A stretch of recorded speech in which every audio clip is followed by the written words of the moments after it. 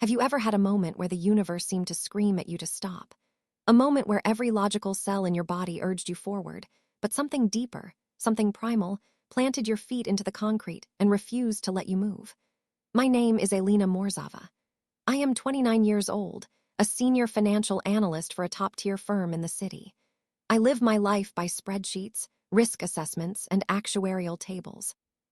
I do not believe in ghosts, I do not believe in fate, and I certainly do not believe in fortune tellers. I believe in numbers because numbers do not lie. People do. And I was about to find out just how calculated a lie could be. If you have ever felt the sharp, cold sting of betrayal, or the horrifying realization that the person sleeping next to you is a stranger, then hit that like button right now. This is a story about the warning I almost ignored, the closet I hid in, and the ruthless, calculating justice I served to the man who thought I was just a predictable pawn in his game. It was a Tuesday evening, the air thick with the promise of rain, the sky a bruising purple over the city skyline. I was rushing through the Grand Central Station, my heels clicking a frantic rhythm against the tiled floor. I was late. I was always late lately, trying to juggle the final demands of wedding planning with the end-of-quarter reports piling up on my desk. I was supposed to be on the 6:40 p.m. train heading out to the suburbs where my fiancé, Daniel, lived. We had a date night planned, or at least that's what I thought it was. We were finalizing the seating chart, tasting cakes, doing the things happy couples do before they walk down the aisle. My life felt like a perfectly curated checklist. Engagement ring? Check. Venue booked? Check. Joint bank accounts opened? Check. I was safe, I was structured, I was predictable. I was checking my watch, calculating the seconds I had left to make the platform, when she stepped out of the shadows near the ticket booth. She was an older woman, wrapped in layers of colorful, mismatched scarves, her face a map of deep wrinkles and sharp, penetrating eyes that seemed to glow with a terrifying intensity. She didn't look like the usual commuters. She looked like a relic from a different time, a ghost story waiting to be told. I tried to sidestep her, my eyes locked on the departures board, but she moved into my path with a speed that startled me. Her hand shot out, her fingers icy cold as they clamped around my wrist. It wasn't a gentle touch. It was a desperate, clawing grip that stopped me dead in my tracks. She leaned in close, the smell of mothballs and rain clinging to her clothes, and she whispered words that still echo in my mind when the room gets too quiet. "Don't board the train. Go home. Hide in the closet. Don't ask. You'll understand later." Her fingers pressed my phone back into my palm, the cold plastic shocking against my skin. I almost laughed in her face. I almost pushed past her and told her to leave me alone. I was a rational woman, a woman of science and finance. I didn't have time for omens or dramatic warnings whispered by strangers. I had a train to catch. I had a fiancé waiting. I had a life to live. But I didn't move. I froze. I looked into her eyes, and for a split second I saw a reflection of something I couldn't explain. It wasn't madness. It was certainty. She spoke with a calmness that cut through the noise of the station, not theatrical, not desperate, but urgent. It felt like she wasn't guessing. It felt like she knew. I told myself it was curiosity that made me turn away from the platform. I told myself it was instinct, or maybe just the crushing exhaustion of the last few months. Daniel and I had been strained. He had been distant, quick to criticize my work hours, my choice of dress, the way I loaded the dishwasher. He called it wedding stress. I called it walking on eggshells. Maybe I just didn't want to go to his apartment tonight. Maybe I wanted an excuse to go home to my own space, my own sanctuary. So I walked away. I turned my back on the 6:40 train and I walked out of the station, leaving the old woman behind without a second glance. I took a cab back to my apartment, watching the city lights blur through the rain-streaked window, a knot of unease tightening in my stomach. At 7:12 p.m., I stood inside my own bedroom closet. I felt ridiculous. I was a grown woman, a financial executive, hiding among winter coats and shoe boxes in my own home. I stood in the dark, surrounded by the smell of my own perfume and the musty scent of old fabric, my heart pounding a frantic rhythm against my ribs. I almost stepped out. I almost laughed at my own stupidity and poured a glass of wine. But then I heard it. The distinct metallic click of my front door unlocking. My blood ran cold. I lived alone. The only person who had a key was Daniel. He had it for emergencies, or so he said when I gave it to him 2 years ago, back when our love felt uncomplicated and safe. Back when he used to kiss my forehead and call me his future wife like it was a promise, not a strategy. I heard the door swing open, and then came the sound of footsteps. Heavy, confident strides. No hesitation. No calling out my name. And then another sound. The sharp, rhythmic click of high heels on the hardwood floor. A woman's soft, melodic laugh. My stomach folded in on itself, a crushing weight settling in my chest. I wasn't supposed to be home. I was supposed to be on a train miles away. Through the thin closet door, I heard them walk in. I heard them move into my living room. The familiar creak of my couch dipping under the weight of two people. That wasn't my weight. That wasn't my indentation on the cushions. Then came the sound of glass clinking. He had brought wine. He had brought another woman into my apartment, and he was pouring wine into my glasses. For months, things had been off.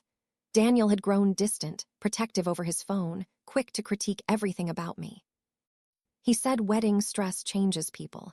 He said I wasn't warm enough lately. I believed him because that's what I do. I calculate risk in spreadsheets for a living, but I ignore the red flags in love. I ignore the emotional debt accumulating in the margins. I heard them settle in. The silence of the room was deafening, broken only by the soft clink of the wine bottle and the low murmur of their voices. I was paralyzed, my hand over my mouth to stifle the sound of my breathing.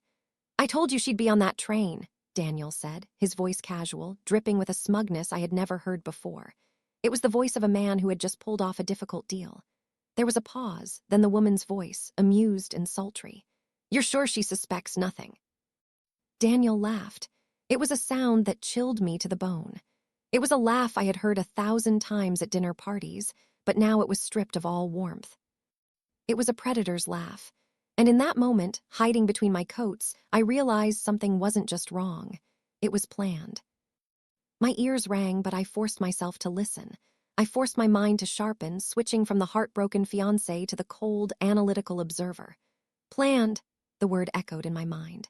"She's predictable," Daniel said, and I could picture him leaning back on my sofa, his arm around another woman, drinking my wine. "She'd never question me. She thinks I'm stressed about the wedding. She thinks I'm working late." The woman hummed approvingly. "And the apartment, it's nice. A bit sterile, but it works." Daniel's voice dropped, taking on a conspiratorial tone. "I'll move in officially after the honeymoon. Once the paperwork's signed, it's practically ours." "Ours?" The word hit me like a physical blow. My closet felt smaller, the air thinner. Paperwork. I mentally replayed the last month. Daniel insisting we streamline assets. Him pushing for joint accounts, convincing me to transfer my substantial savings into a shared investment fund he managed. He had been so persuasive. He talked about building a future, about unity, about trust. He said it was the smart financial move, the first step in our merger. I had hesitated, my analyst brain flashing warning signals, but he had made it about love.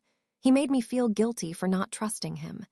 "She has no idea what she signed," he continued, the sound of liquid pouring into a glass filling the silence.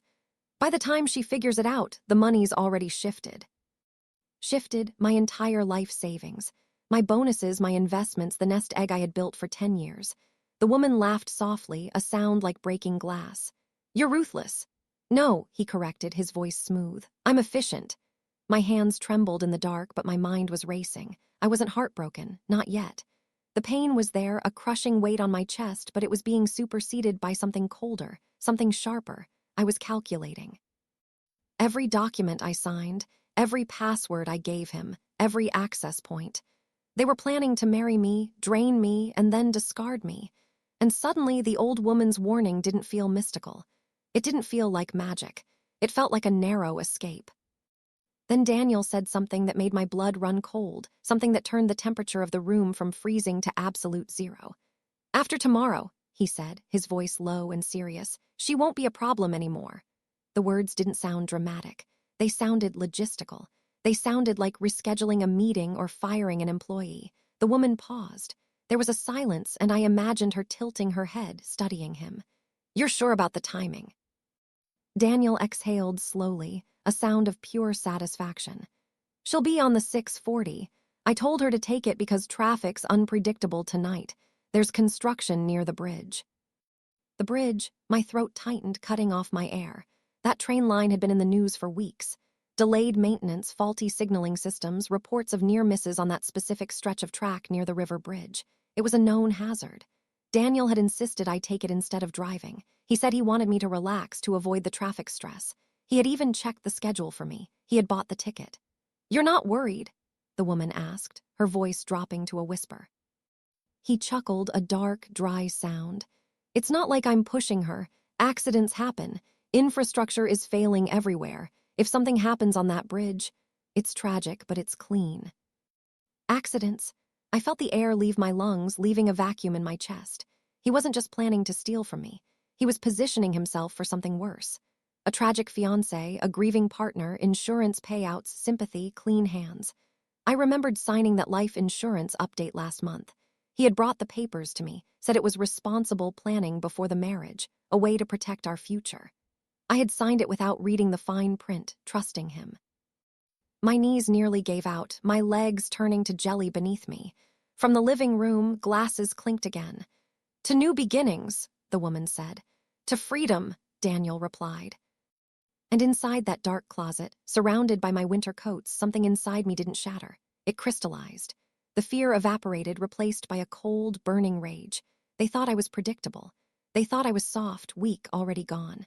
They had no idea I was standing 10 feet away, alive, listening, and no longer in love. I didn't burst out of the closet. I didn't scream. I didn't confront them with tears streaming down my face. That's what the old Elena would have done. The old Elena who believed in love and trust. I stood there breathing slowly, letting the shock burn through my veins until it turned into ice. Daniel thought I was on that train. He thought I was hours away from being a headline, a statistic, or at the very least, legally cornered and financially drained. He had already moved emotionally, strategically, and probably legally. Good. That meant he was comfortable. Comfortable people make mistakes. They get sloppy. I waited. Time seemed to stretch and warp. I heard them move from the living room. I heard the click of heels on the hallway floor. Then the bedroom door opened. My bedroom. Their footsteps moved across the carpet, the soft, sickening thud of my mattress shifting as they sat down. I quietly unlocked my phone, the light blinding in the darkness of the closet. I didn't call the police. Not yet. I opened the voice recorder app. I opened the camera. I pushed the door open, just a crack, an inch of darkness peering into the dimly lit room. Enough to capture faces, voices, the wine glasses on the nightstand, the intimacy in my space. Evidence. I recorded everything. Their whispers, their laughter, the details of their plan. I sent copies to a private cloud folder Daniel didn't know existed. A secure, encrypted server I kept for my most sensitive work documents. He had once mocked me for it. "You and your backups," he had teased me over dinner once. "You're so paranoid, Elena. Sometimes I think you're preparing for a nuclear war." "Yes," I whispered into the dark of the closet, watching his silhouette on my bed. "Me and my backups." When I heard them move toward the ensuite bathroom, when the sound of the shower started, I slipped out silently. I was barefoot, my heart steady as a metronome. I moved like a ghost through my own home. I grabbed my laptop, my external hard drive, my passport, and the folder of signed documents from my desk drawer. I took the spare keys to my safety deposit box. I took the evidence. By the time they realized I had been home, I would already be rewriting the narrative. They thought tomorrow would erase me. They were wrong. Tomorrow would expose them. I didn't sleep that night. I drove 2 blocks away from my apartment and parked my car on a dark, quiet street.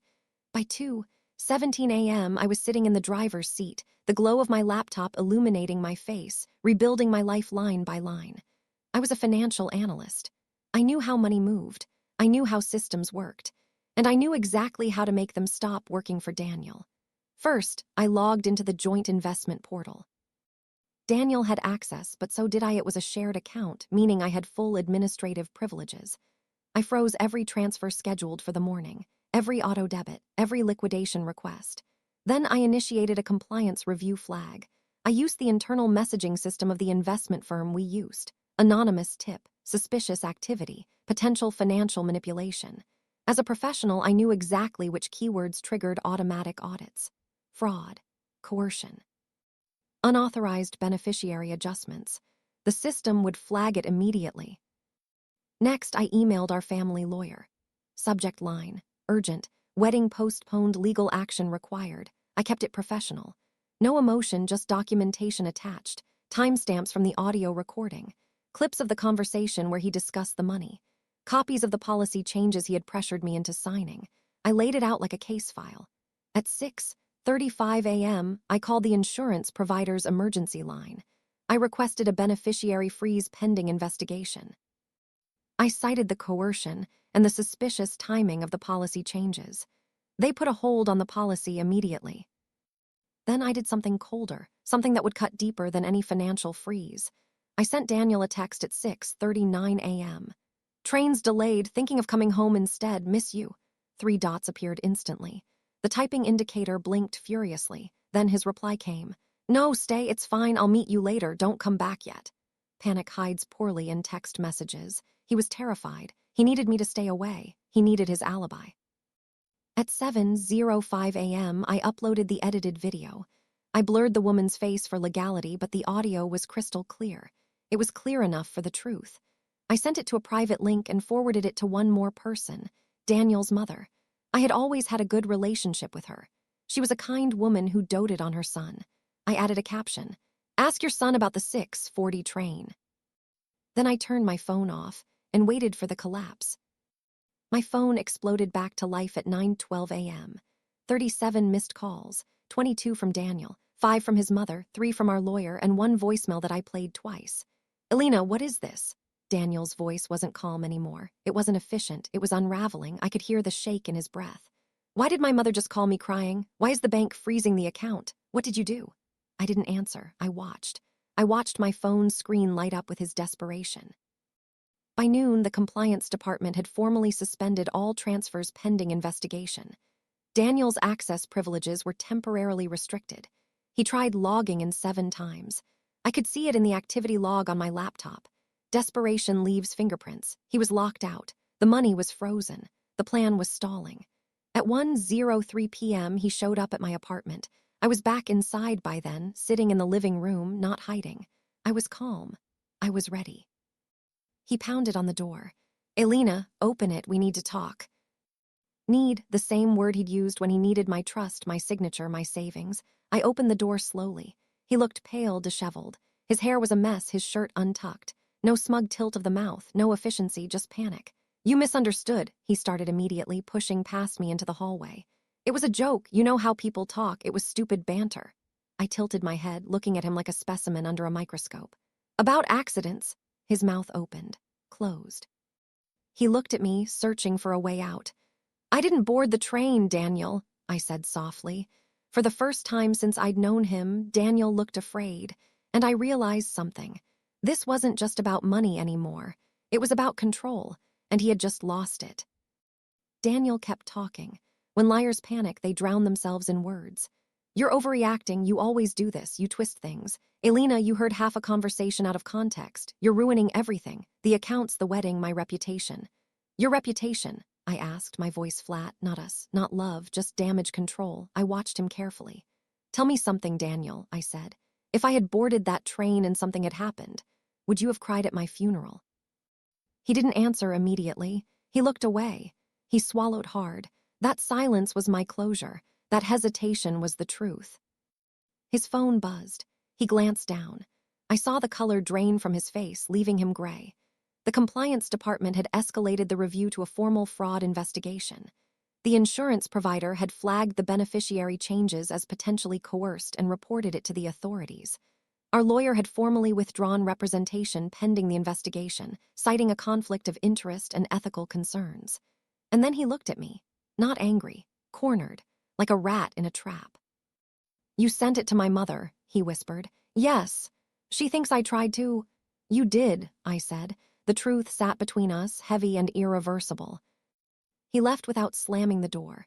He walked out with his head down, defeated, stripped of his charm, his money, and his mask. 2 days later, I learned something else. The 6:40 train never crashed, but it was delayed for hours due to a severe signaling malfunction near the bridge. A malfunction that could have been catastrophic if the timing had been different. An accident waiting to happen. I don't know who that old woman was. I never saw her again. I went back to the station. I searched the crowds, but she was gone. But sometimes when I stand on that platform, I wonder, was she warning me about the train? Or was she warning me about the man I almost married? Either way, I listened. I didn't just survive the train wreck that never happened. I survived the one happening in my own living room. I am Elena Morzava. I am 29 years old, and I am no longer predictable. If this story gave you chills, if you believe that justice, however cold, is the only thing that balances the scales, then smash that like button and subscribe. Tell me in the comments, what is the most chilling warning you have ever ignored? And what happened when you finally listened? Thank you for watching. Stay safe. Stay vigilant.